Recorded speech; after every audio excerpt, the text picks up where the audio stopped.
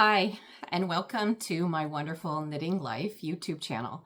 My name is Margaret, and I am a knitter, crocheter, quilter, weaver, and all of the good crafty things.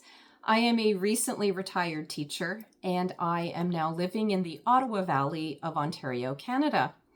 Welcome to my channel. It's really good to have you here. If you find that you enjoy my content, it would be really wonderful if you could like and subscribe in order to support the work that I'm doing.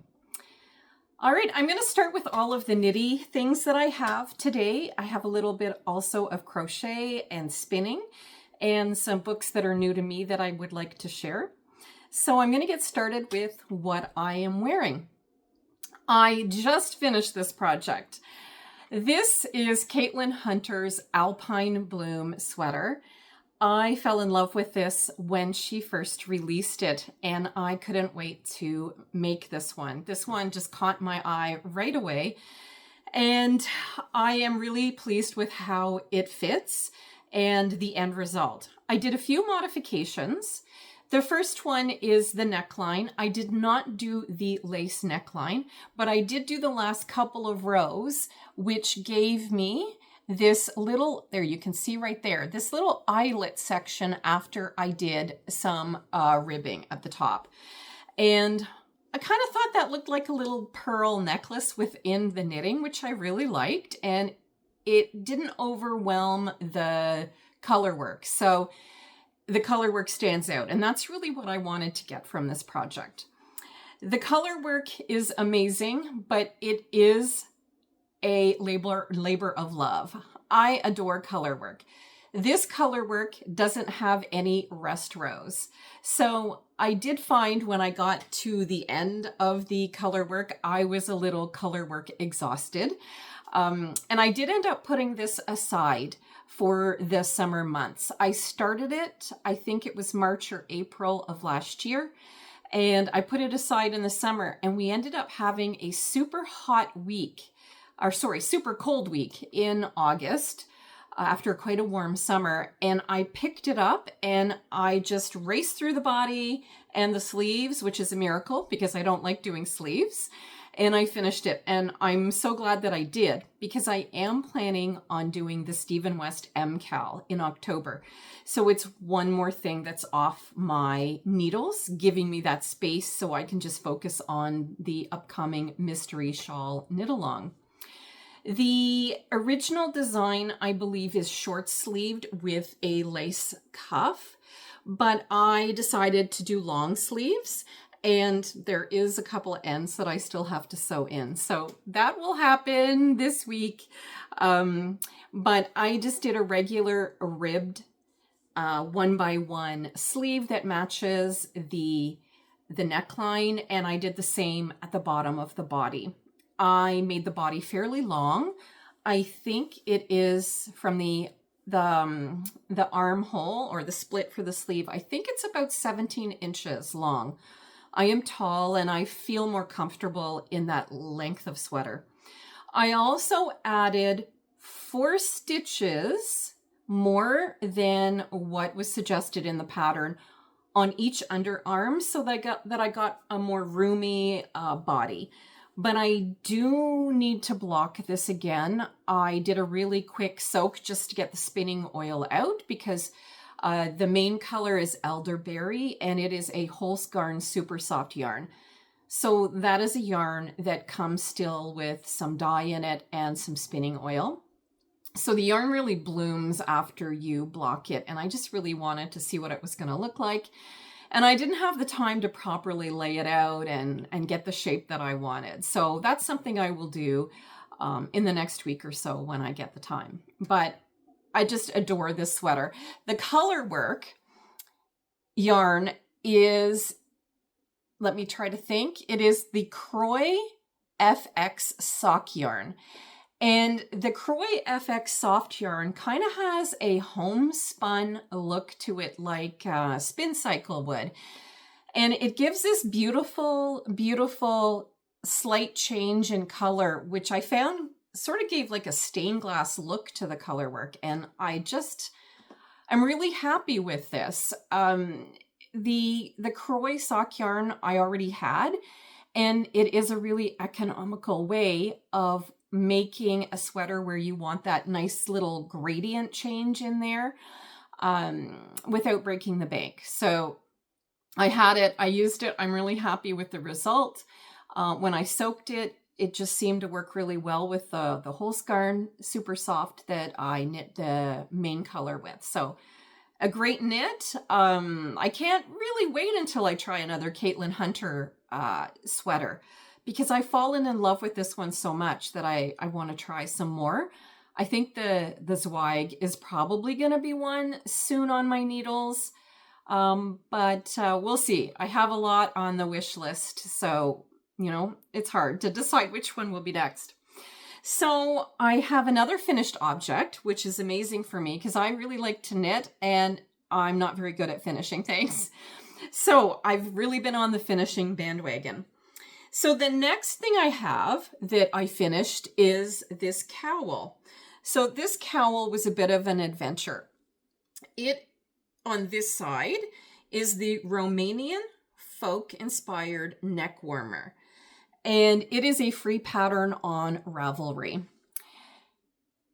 I used Rauma PT2 for this, so that is a rustic yarn, so not a yarn that I'm going to be putting in the washing machine after I use it, but a beautiful, beautiful sticky yarn for color work. This was an interesting adventure, and I've learned a lot from this project because I never really thought much about yarn dominance before. Yarn dominance is the way that you're holding the two colors, and I do color work by holding one yarn in my right hand and one yarn in my left. And I didn't take notes on which hand was holding which yarn. Now, I have washed and blocked this, but I don't know if you can see it. There's only one person that noticed, and that is a knitter friend online that I have, Joy. She has a podcast, and I'll try to remember to link that below for you. She's a fantastic podcaster, great knitter, very experienced, so well worth your time to drop into her channel. I put this on Ravelry, and she asked me, did I kind of like do some kind of a fade? But what actually happened was I put this down, and when I picked it up, I had switched hands. So I have this section looking a little bit different from the top because the yarn dominance changed, and it really did look noticeable at first before I soaked it. So I'm not going to make that mistake again. I need to do a better job taking my notes and looking at them. So I really love this cowl pattern. It's really beautiful, very eye-catching. The ribbing, however, at the top that I did was flipping over, and it wasn't going away when I soaked it. So what I ended up doing was just knitting 2 cowls in a row, and then I folded it over so that I have a 2-sided cowl, a super, super thick cowl for very, very cold weather. So the other side in this rose and cream is called the Wave and Box Cowl, and that is also a free pattern on Ravelry. It is mosaic knitting, and I really enjoyed this. This was very relaxing. I quickly memorized the pattern, so I wasn't having to look at it all the time, and this would also, I would say, be a great mosaic first project. It was not difficult to do whatsoever, and very enjoyable. The end result is really cool. And it wasn't until I finished that I saw that it really is waving with the way those stripes come in. So that was pretty awesome to see when I was done, that there's kind of an optical illusion effect. So I just knit these 2 in a row, separated by a purl row so that it would be easy to flip. And then I flipped it and sewed the one end that was open together. And there is no more flipping of the edge whatsoever. And I have a super warm cowl for skiing or snowshoeing this winter. So that's another finished object. That's number 2. All right, I have a half finished objects next to show you. So I showed this project before. I am making socks, and this is a vanilla sock that I have made. And I have started to really hone in on finding the perfect sock recipe for my foot, which is very, very narrow. And, you know, I've made a lot of socks, but I never found as perfect a fit as this one. So what I'm doing with this, I also have narrow calves as well. So I am knitting a 64 stitch sock, but I am doing it on 2mm needles. So the stitches are quite dense, but I'm really a fan of that. I'm liking it. It doesn't have to stretch that much because it is 64 stitches, but it fits me perfectly. I have done a 2x2 rib to start. And that is usually what I do for a vanilla type sock. My leg before my heel flap and gusset is 7 inches long. I used to do 8. I found it too long, and I do have really long legs. So that would be the reason for doing more than the standard 6 inch that most people do. I think the next time I do one, I'm going to do 7.5 inches and kind of find the best of both worlds. So for my heel flap and gusset, I did the 3-stitch garter on both sides here, which makes it super easy to pick up your stitches. I learned that from Nancy Wheeler, and she also has a podcast called Knit Sip Happy. She also designs a lot of beautiful sock patterns. So she's one to also check out if you are looking for more podcasts to watch. Another thing I did with this, because of the stripes, is I did match them. What I did here, when I did my slip stitch, I started it between 2 color changes. So I have the tiniest bit of a pop of lilac at the top, and then it goes right into the yellow. And I did that for a reason, because I wanted to have a perfect match with my second sock. I'm not super matchy-matchy, but I did want to do that with this one for a reason, and I'll show you in a second why I did that. The reason is I'm not really counting rows here. I'm counting stripes. This yarn is the Scumptious Purl yarn, and it comes in this beautiful, wonderful ball that has all of these individual stripes on it, and it's super fun and beautiful. This is my second pair of socks I've made with this yarn. The first one I'm already wearing, and I love it.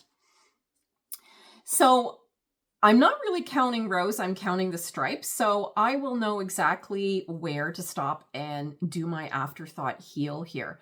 My toe and my heel are a different color, and I've done that because I want to maintain the stripe pattern throughout the sock.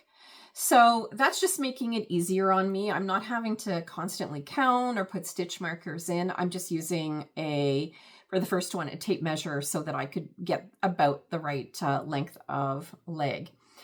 And then I knit down to the toe, and I have done a rounded toe, which seems to work pretty well for me. But there's one thing I'm going to do with my next pair of socks that I didn't do with this pair. I have trouble with all socks that would be like store-bought socks and handmade socks, where the sock at the end of my foot tends to rotate as I wear it. If anybody else has an understanding of why that happens and what I can do about that, I would love to hear what you have to say, because it just happens with everything I wear.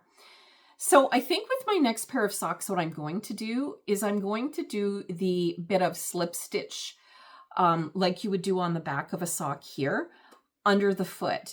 Amy from Noble Character Crafts does that because she wears her socks out here. I find that also gives a bit of cushioning, which I really like, but I'm wondering if that might stop my socks from rotating as much because there'll be more on the bottom holding them in place. So that's a bit of a new sock experiment I'll be doing in the future. So I'm on to number 2 of the pair, and I'm really hoping to have this done before I start the Stephen West cowl October 3rd. So that'll be one more thing off the needles if I can get there in time. All right, so I do have a new cast on. I'll show you this one from the right side here. So this project here is deep stash yarn that I really wanted to put to use. This yarn is no longer sold in stores. It is a Cascade yarn, and it is a 50/50 Pima Tencel, which I think they have a new version, which is 100% cotton, and it's a worsted weight, but this is more of a DK weight. So I'm throwing this into a Tolsta. I am going to do some stripes with the dark orange, and then I'm going to go into dark orange for the rest of the body because I do not have a lot of the lighter peachy color, and I have more of the dark orange. So that is my plan. I am making the size large because my yarn is a heavier DK, and I think that that's going to work out well. I've tried it on, and so far, so good. I'm really enjoying the pattern. And one thing that seemed to go really well for me this time is the short rows. They are not showing up so much. I think I'm just getting better at doing them, because in the early days of doing short rows, sometimes I would have like kind of a little bit of a gap that I didn't like, but this seems to have worked out super, super well.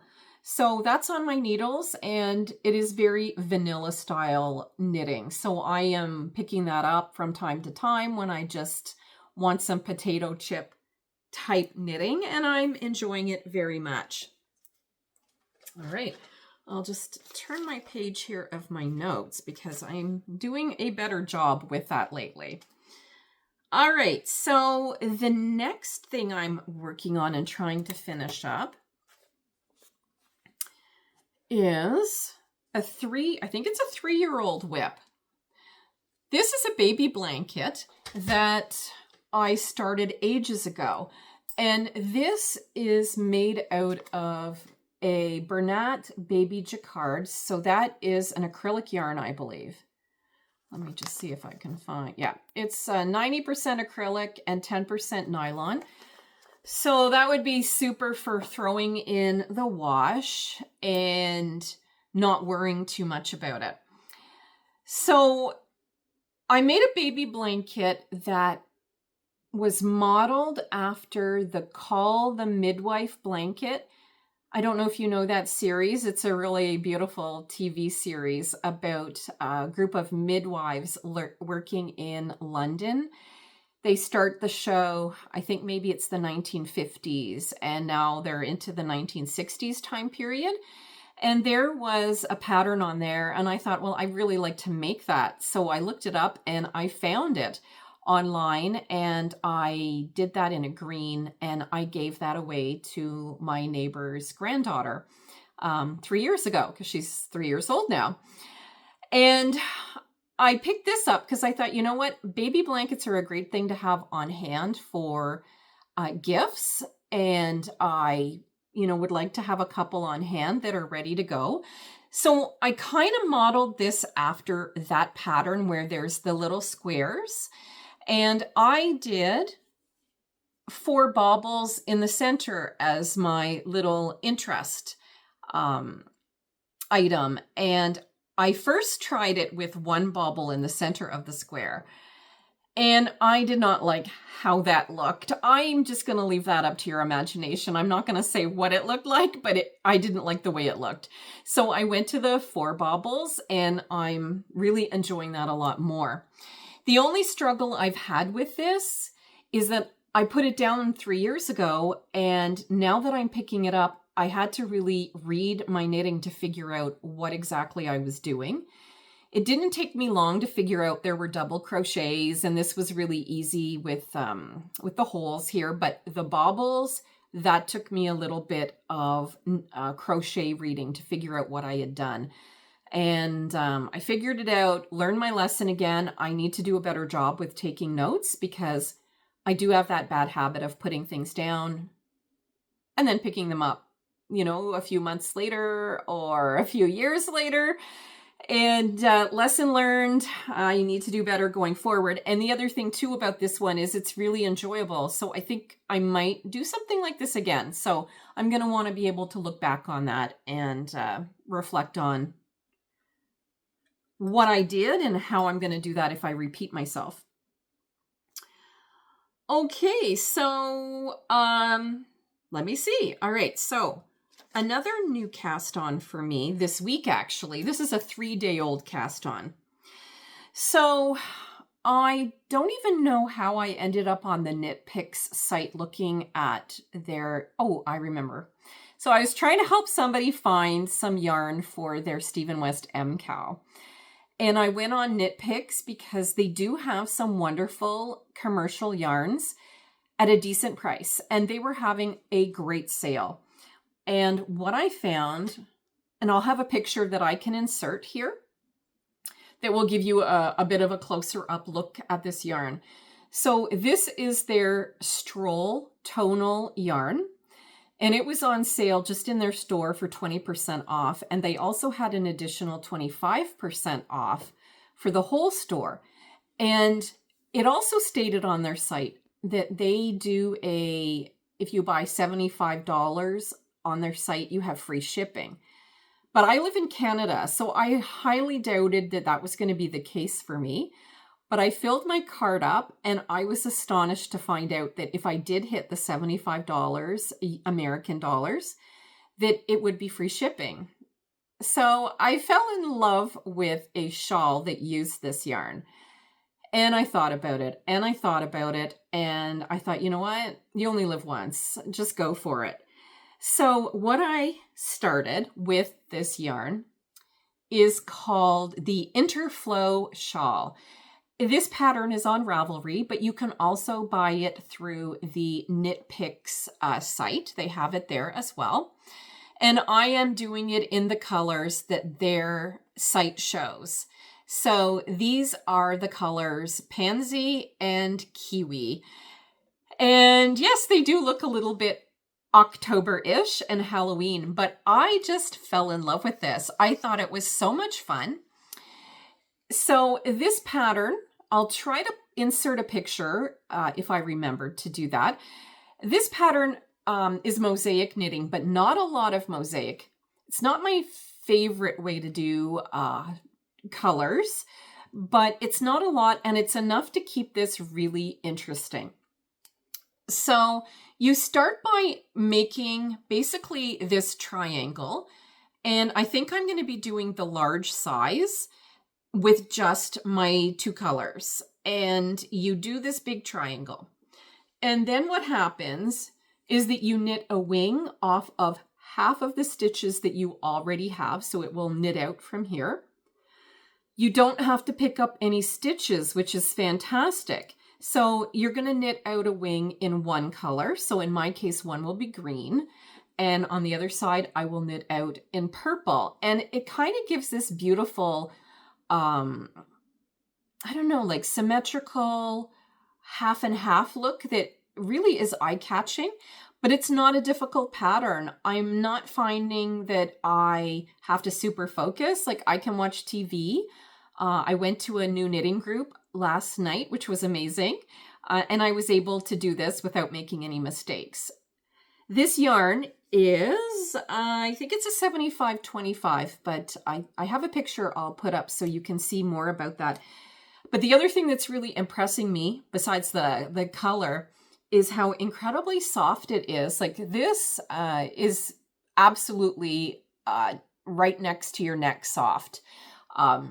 Gorgeous, and it's a super wash, so it can, if I gift this, which I don't think I will, I think this is for me, it could go in the washing machine without getting damaged. The yarn that I'm wearing here, this Supersoft, this is a rustic yarn. I have it next to skin right now, and it's not bothering me because it's a cool day. But that would not necessarily be for everybody, I don't think. Like it could be picky if you're really sensitive to natural rustic wool. All right, so I have two more things to talk about. The next thing that I mentioned in a podcast that I did a little while ago, I went to the Almont Fiber Festival, and if you take a look at my videos, you'll be able to see that. We did a special episode, my daughter and I, and showed a lot of the vendors and the yarn, and we had a fantastic day. It was awesome, but I got myself a drop spindle while I was there. And I actually did a little bit of research on the drop spindle because it wasn't really something I was familiar with. But a drop spindling, if that's the way you say it, it goes back over 9,000 years. So this would predate spinning wheels. So really quite a historical experience to pick one of these up and see how people used to make their yarn. And you know, they probably, I imagine they just made these for themselves. I picked this one up from Top of the Whirl Spindles, and I also picked up this Kroy mix fiber, which apparently is a great fiber to start with. Love the colors, and I just kind of got going on it. So I've been doing this for a little over 2 weeks, maybe 3 weeks now. And when I started, I was getting what I would say would be like a sport weight. But with practice, I am getting really closer to a fingering weight now without too much difficulty. And I'm not finding that it's breaking or I'm dropping it or any of that. Like, I think the first few times you do it, it's pretty tricky. But once you really get the hang of it, it's great. And I can do this for like 20 to 30 minutes a day. I don't do it too much longer than that because I get a bit of a sore shoulder if I do. But I'm really enjoying the experience of doing this. And what I'm thinking I'm going to do with this is ply it to a Holst Garn Supersoft that I have that probably, I know I have an orange. But I might put it with a cream or an oatmeal color and make more of, I don't know, like, I guess that would kind of look more like a spin cycle kind of thing, which I really like. But I'm having a lot of fun with this new experiment of mine. And it's a bit dangerous because I really, you know, now I'm noticing all the fiber everywhere and the fiber braids, which are so gorgeous. And I'm looking at spinning wheels and e-spinners, and I had a little back and forth message with Nancy Wheeler about that. She has a Nano, and I was looking at the Ashford e-spinner someday, not now. I'm doing a lot of renovations here and upgrades now that I'm back here at the family cottage. So that's going to have to be something that waits, but maybe in the future it'll be something I look at because I'm really enjoying this. This is a new element to working with fiber and knitting and crocheting. All right, so I did not put my flowers next to me, so I'm just going to grab those. Just give me a second. So in my episode 23, I started along a little bit of an adventure with this crochet flower project that I purchased off of Amazon. There is a site called 𝐁𝐿 that sells beautiful kits to make bouquets of flowers. And this is all crochet, but it's also very crafty. And I'll explain that here when I show you my update. So the last time I posted, I had made this orange lily flower. And I had also made these lavender or lilac flowers. Where I have gone from there in trying to fill out my bouquet with what I have in my kit that I got was the next thing I made were these greenery fillers, if you want to call them that. So I noticed that a lot of the flower bouquets had these kind of buds and fillers on them. So I did a few of those, and I'm noticing that maybe my cat walked by, a little bit of fur on there, unfortunately. So as you can probably see, I need to get some scissors and cut a little bit of this glue gun glue off, because that has been a bit of a learning curve as well. Because you do, when you get to the bottom and at certain points, use a glue gun to stabilize the yarn and permanently fix it to the wires that are inside these flowers.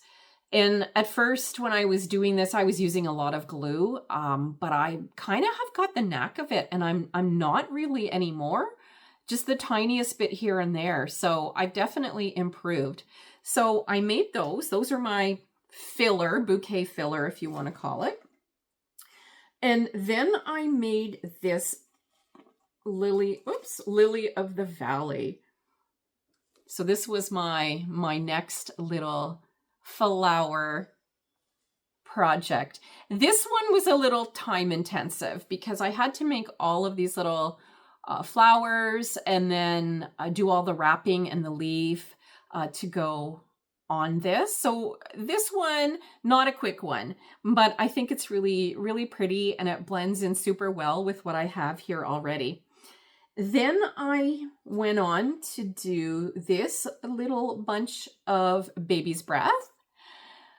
And the 𝐏𝐿𝐿 has a couple, I think they're to sell, but they are just baby's breath and in different colors. And I think the combination is so cute if you were to do this all in one color and just a lot of it. So I made those next, and those were fairly straightforward. And I just feel like I'm getting more confident and better with all of this flower making. So I made that one next. Oh, I got fiber on me, sorry. And I am in the process of doing these little pansies. These are fun. The little center is a wrapped wire with a little bit of yellow on it. So that was kind of fun and creative. And as you can see, the wire here is still bare because I have yet to make the leaves that go on the bottom of this flower bunch. So they're moldable too. So it's very artistic. You kind of have to play with it and sort of adjust it to make it the way you want it to. And the thing I'm noticing right now about my flowers is I love the color combination. It's very wildflower like, which is exactly what I have in my garden outside. My mother loved roses and a very organized garden. I'm more of a multicolor wildflower girl. So this is reflecting my personality.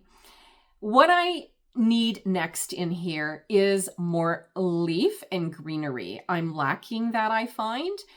And the next flower I think I'm going to make is a big sunflower. So maybe in my next episode, I'll have that in my vase to show you. And this is currently just sitting on our dining room table, and it's fun. I'm thinking that I might do more of this in the future. It's a nice little diversion, and I'm sure it would make an awesome gift for someone, either if they're a crocheter or if they just enjoy that type of thing. So I'm going to find a home for this on my table. And I've just got a couple more things to show you today. So my next little pile of yarn here, this is my yarn for the Stephen West Mystery Cowl this year. If you're not familiar with Stephen West, he does every year in October a mystery shawl where you get a pattern in 4 parts. It is released October 3rd, and then every week after that, you'll get another part until the entire shawl pattern is complete. And he is a very fabulous designer, and he also includes tutorials with the purchase of his pattern. So there are many people that join in of different levels, and a friend of mine told me that if there's any brioche, there's always a garter stitch alternative. So you don't have to do the brioche if you don't want to, if you just feel that that's not for you. So I have got my two main colors skeined up. This is a 𝐊𝐳𝐢𝐿 yarn. I've talked about this before, so I don't want to repeat myself too much. This is a Cascade yarn, and this is from the Almont Fibers Fest. I purchased the mohair from an independent dyer called Ravelry, and it just fits perfectly. I'm so excited. I have no idea what this cowl is going to be like for me because I've never done it before. Working full-time, I just couldn't fit it in, but I hope to be able to keep up a little bit, maybe the first 2 weeks, and then when it gets much bigger than that, I'll probably fall behind. But I will definitely enjoy this as a new experience. So the last couple things I wanted to talk about are some books. So I've been going to the local library, rural branch that's near me, and we have this amazing system in Ottawa because there are many, many branches, and I'm really on the far boundaries of Ottawa, but I can order anything that's in their system and have it sent to the little library branch that's just 10 minutes away from me. So I've been getting all of their knitting books and taking a look at them. And I have one in particular that I've really fallen in love with. This book, called Only Yoking by Olga Patano, I think is how you pronounce her name, is kind of a new concept to me because what she's done is divided the book into 3 parts. One part is worsted, and then you have the DK, and then the fingering section. And in each section, you have the recipe to knit the sweater. And it's kind of like choose your own adventure because you have 4 options to put into the pattern in the yoke. You could choose a colorwork yoke, or you can choose a textured yoke that may have cables or whatever. And I apologize for the lighting. It just got super dark outside, so I hope that's not bothering you.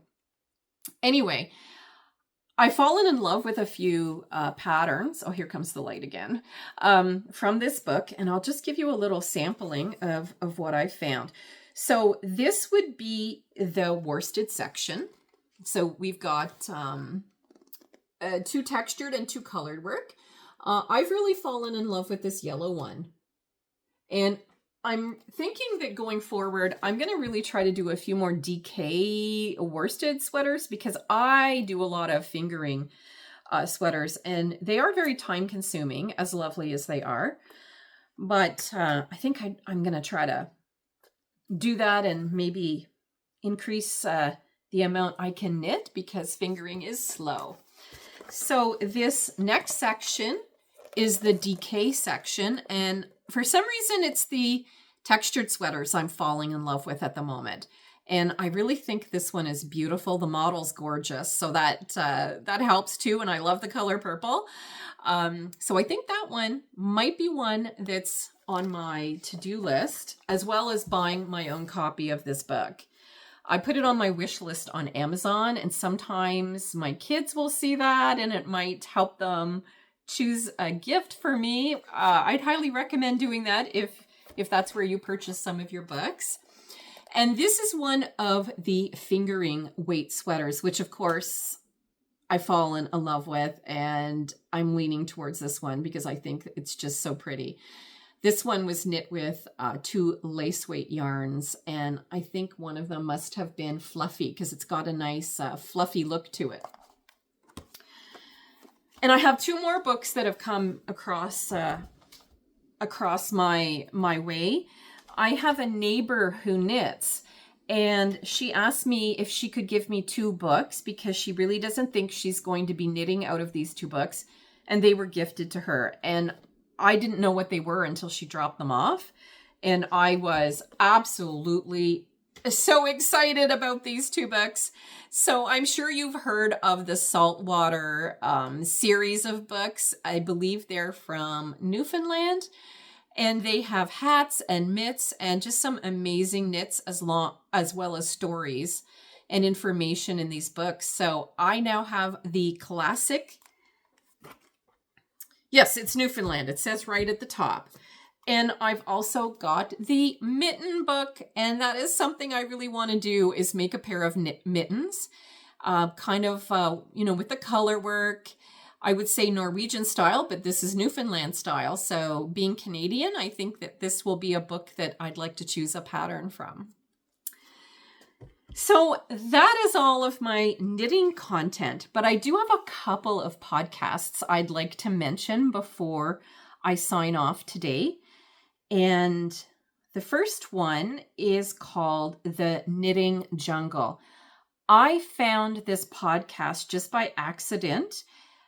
This is Sarah from Massachusetts. And when I was looking for something to watch, I saw a pattern on her thumbnail. And I thought for sure that's 𝐊𝐧𝐢𝐭𝐻𝐿. It has to be. So I went and watched her episode, and I think it was her episode 5 where she had that sweater. And yes, it was a 𝐊𝐧𝐢𝐭𝐻𝐿. And I'm on my 3rd of her designs. And I just love her patterns. They're so beautiful, and they're very intensive because there's often duplicate stitch and beads and crochet accents when you've finished, but they're stunning. And I went and watched all of her episodes, and I really enjoyed them. Apologies again for the lighting. It's just the sun and the clouds coming in and out. So that would be a really fun one to check out if you enjoy color work, because that seems to be something she's really into. And the second podcast I wanted to mention is an online friend of mine. She is in the PJ Knits chat group. We meet online in a Zoom, and it's fantastic. There's about 13 or 15 of us who sign on and chat away. And she is in there. And I only recently found out that she had a podcast.